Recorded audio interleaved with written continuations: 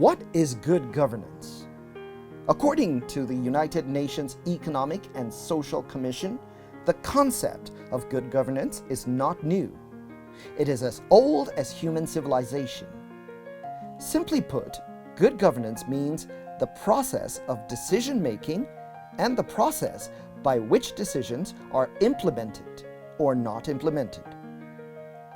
Governance can be used in several contexts, such as corporate governance, international governance, national governance, and local governance. Since governance is the process of decision-making and the process by which decisions are implemented, an analysis of governance should focus on the formal and informal actors involved in these decision-making processes and the implementations of the decisions that were made, as well as the formal and informal structures that have been set in place to arrive and to implement those decisions. Government is one of the actors in governance. Other actors involved in governance vary depending on the level of government that is under discussion. In rural areas, for example, other actors may include influential landlords, associations of peasant farmers, cooperatives, NGOs, research institutions, religious leaders, finance institutions, political parties, the military, and so on. Of all the institutions mentioned above, research institutions would most likely be the least thought of by many Nigerians. This is because a number of people do not necessarily make a direct connection between research and leadership. A research institution is an establishment founded for doing research. Such institutions may specialize in basic research or may be oriented to applied research. Although the term often implies natural science, there are also many research institutes in the social sciences as well, especially for sociological and historical research purposes. All these are crucial to good governance. The Tertiary Education Trust Fund, as an intervention agency, is championing the cause to bring government and the academia closer together, and in so doing, Nigeria's academia can bring its expertise in both basic and applied research towards the improvement of all aspects of governance and leadership. The objective of TETFund in this field is to evaluate the findings of research activities and their role in promoting good governance, social development, and internal security. These are the chronicles of the journey to institutionalize research and development in Nigeria.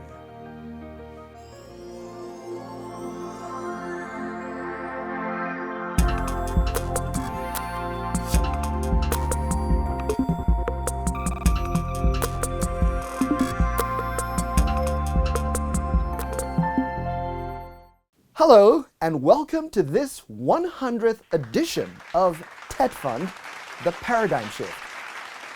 What a journey it has been. I am Stanley Bentu. Now, in a matter of months, Nigerians will be filing out once again to choose a group of people who will be trusted to govern them over the next 4 years. Now, this will be the 6th time in cycles of 4 years over a period spanning 23 years that Nigerians would do this. And that's unprecedented in our history. But what does democracy mean to you? Well, some people oversimplify and say that democracy is a system where the majority have their way and the minority have their say. This statement ultimately proves false within the context of the true principles of democracy, which is a tool to supply good governance. Good governance has 8 major characteristics.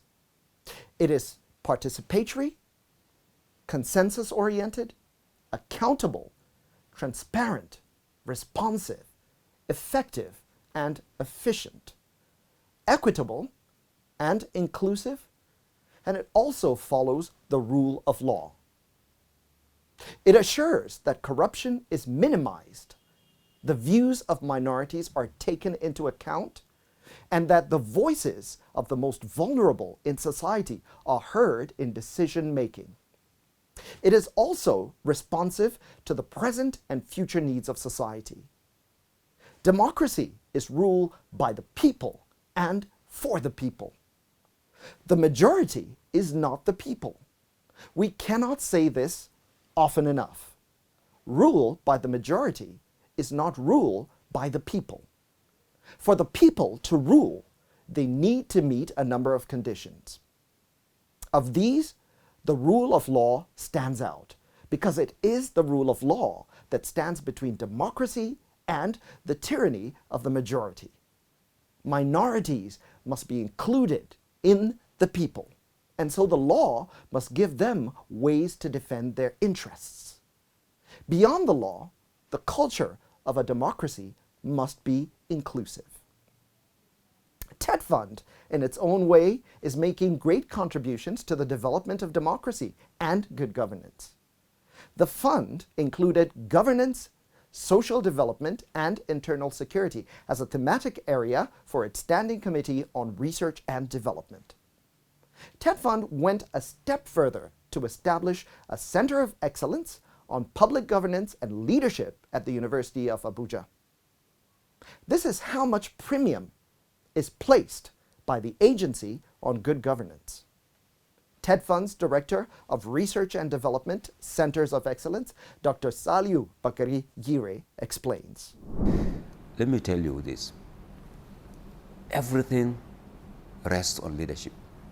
Everything, good, bad, ugly, rests on leadership. So if you do not institutionalize good leadership, and you cannot just get leadership, you cannot just wake up in the morning and say, I'm a leader. Leadership requires a lot of skills, it requires a lot of knowledge, it requires a lot of drawing from experiences, and you need to have a center that dwells heavily on this. You know, it's only in this country that everybody thinks I can be, you wake up in the morning and you want to be this or you want to be that, without having recourse to actually what it takes to be a leader, how you can even manage it.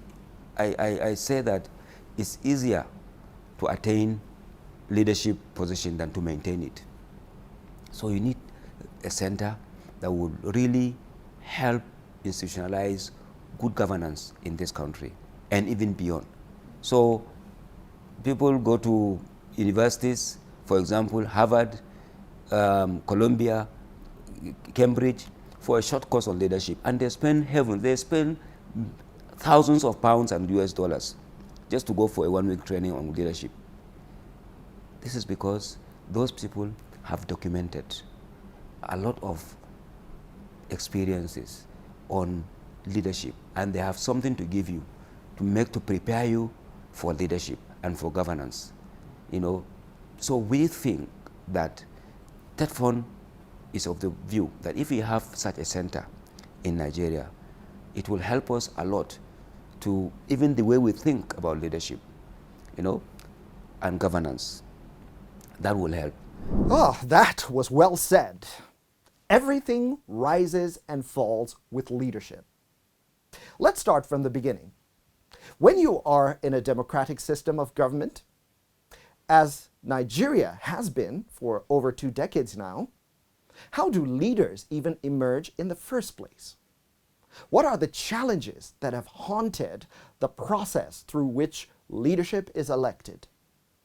Do research and development have roles to play in solving some of these problems? Let's find out.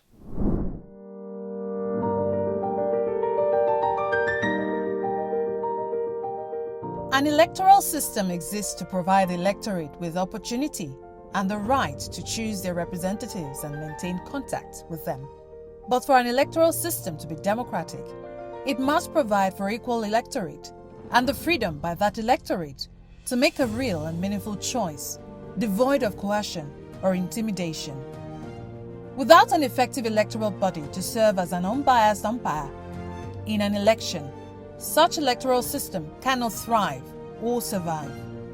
The life of good governance depends on the type of electoral body put in place. What are the biggest implications of credible elections to quality leadership? If people emerge leaders on the basis of a credible election, then they are also going to be careful with how they perform, knowing that when the next election is due, their performance would determine whether the people will want them back or not.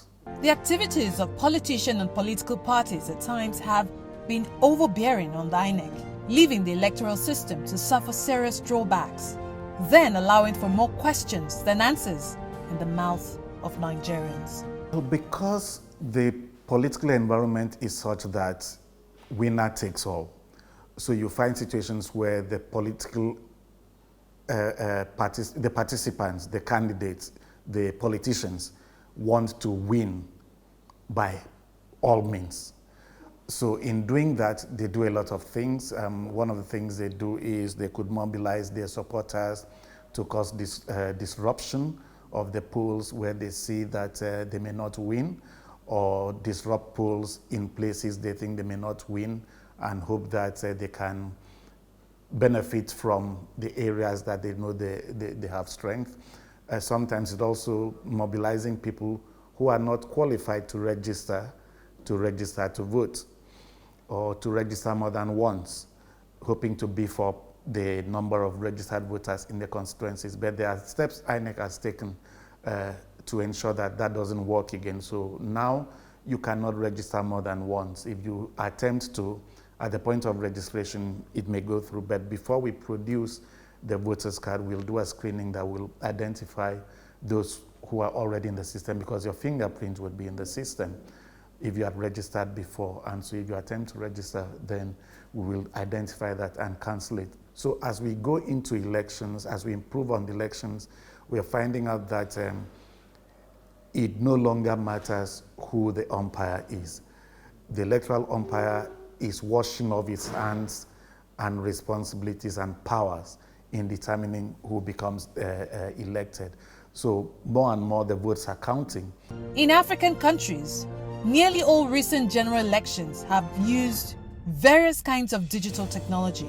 These include biometric voter registration, smart card readers, voters' cards, optical mark recognition, direct electronic recording, and electronic results transmission. The principal reason for using them is to contain electoral fraud. It also promotes the credibility of elections. Nigeria started using digital technology in the electoral process in 2011. The Independent National Electoral Commission, INEC, introduced the automated fingerprint identification system to stop voters registering more than once. The permanent voters' cards and smart card readers were introduced in the 2015 general elections. At the polling station, a voter's identity is verified by matching his or her biometrics to the voter's card. The voter is then allowed to vote, and the votes are counted manually after the voting ends. These are just some of the ways that ICT is being used to improve the country's election processes. The Nigerian tertiary academic institutions, which are hubs for the nation's energetic and creative youth, can deepen the use of ICT and other research-based technologies. What we use for the registration now is a device called IVED, INEC Voter Enrollment Device. It is that same device that we use on election day, and we now call it BVAS, Bimodal Voter Accreditation System. So when it is used as IVED, it is used in registering people. Your fingerprint is taken, your pictures are taken, and then it goes to the system. So that way, you cannot register more than once, and you are issued a permanent voter's card. When you come on election day, it is now called BVAS. It's used for accreditation. So we take your card and check the number on your card. Every voter has a voter identification number that is unique to the person. So we put in your voter identification number in the system, your information will come up, and then you put your finger on the machine, your fingers on the machine. It matches, and then you're accredited at that point. And that device records how many people have been successfully accredited. There are always emerging challenges in Nigeria's democratic journey. The ability to recognize and then respond to these challenges is key. There needs to be a constant commitment to improvement. The latest incarnation of Nigeria's Electoral Act exemplifies this. The Independent National Electoral Commission, INEC, has often looked to the academia as a source of intellectual talent. The electoral umpire has viewed Nigerian public universities as a breeding ground for people of integrity. This is why many of its leaders, including its most outstanding achievers like Professor Atahiru Jega and Professor Mahmood Yakubu, have been drawn from the academia. Professors are also called upon to serve by INEC as returning officers during elections. Beyond this, the academia has a crucial role to play in fine-tuning Nigeria's democracy through research and development. It would help a lot if the educational institutions also begin to focus their research on the electoral process. I know there are a couple of persons who have done researches in that area. When I was still, my tenure was still running, a couple of students doing their PhD in that area had come to interview me and ask views to understand how the system works, so that that could also help them in their researches. So yes, we'll need a lot of more of researches in this. But I also think that it's not only about research in terms of how the electoral management body can conduct itself, but also how the entire society, the citizenry, their attitude to the election. One of the things I tell people is that the quality of election is a reflection of the quality of people in the society, their values. So if you have people who don't value that which is of common use, of common interest, public interest, then that's the attitude they'll also have to the election. So if you have people who they are only concerned about their own premises and not the streets.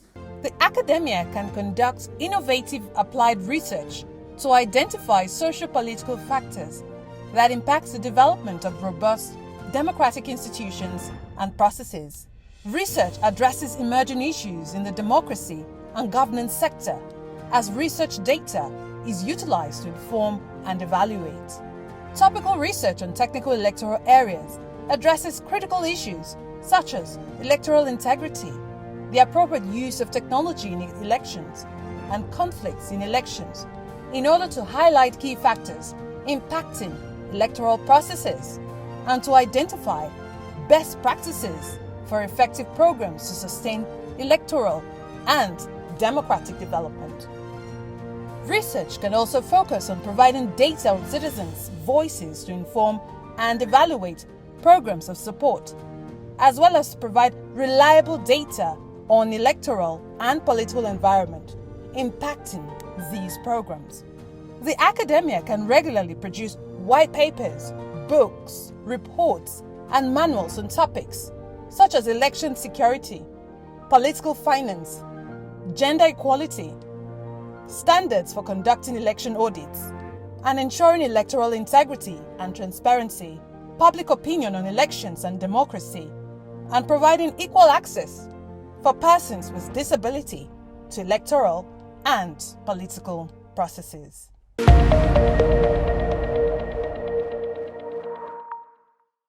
Good governance begins with good elections. But that is only the beginning. Once a government is firmly put in place, it must start the long and arduous journey of delivering on its promises to the people. Now, in many ways, this is the crux of the matter. It's now time to look at how the culture of R&D, which is fueled by an education system that constantly updates itself to remain relevant to national development needs, and how that can help to keep our country on the right path towards a knowledge economy.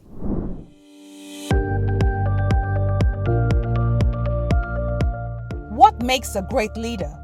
In a world that is changing more rapidly than ever, we should seek leaders who can protect and serve the interests of the people they are supposed to represent. Can anyone become a leader? If you define a leader as someone in charge of an organization, team, or political party, then the answer is no. Not just anyone can become a leader. Leadership emerges through a unique set of circumstances and experiences. As such, one must be prepared if one expects to be a good one. Let me give you an additional example. Assuming today you find yourself in River Niger, you have to cross and there is only a boat.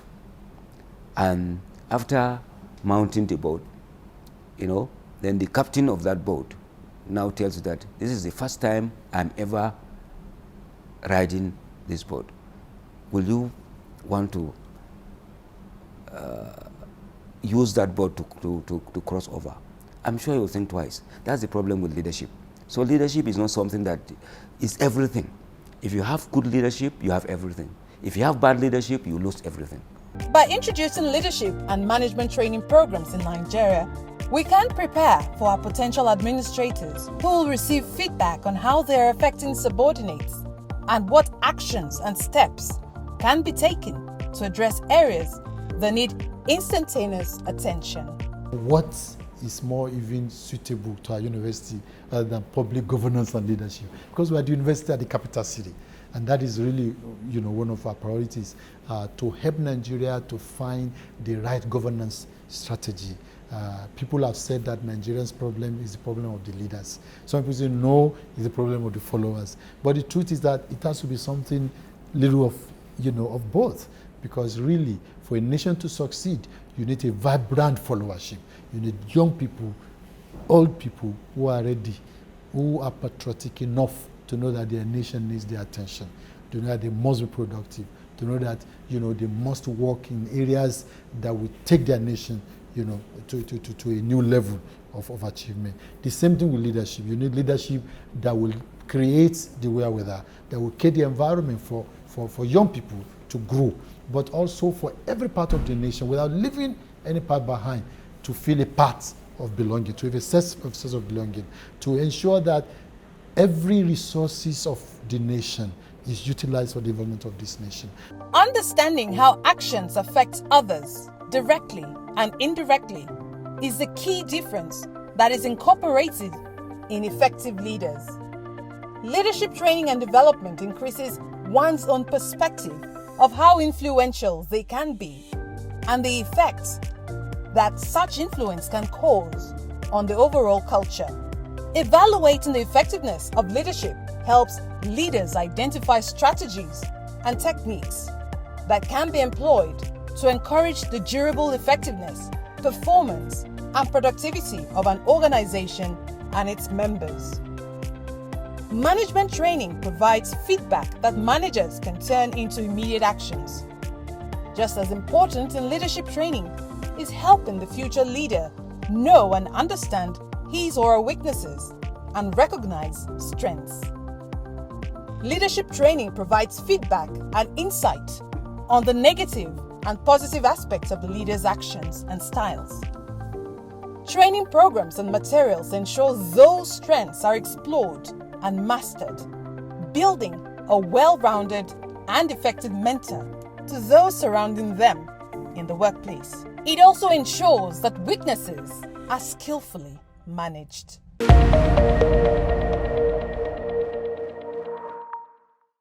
TETFund believes that providing education and training for the nation's future high political office holders is absolutely necessary if good governance is the target that we are after.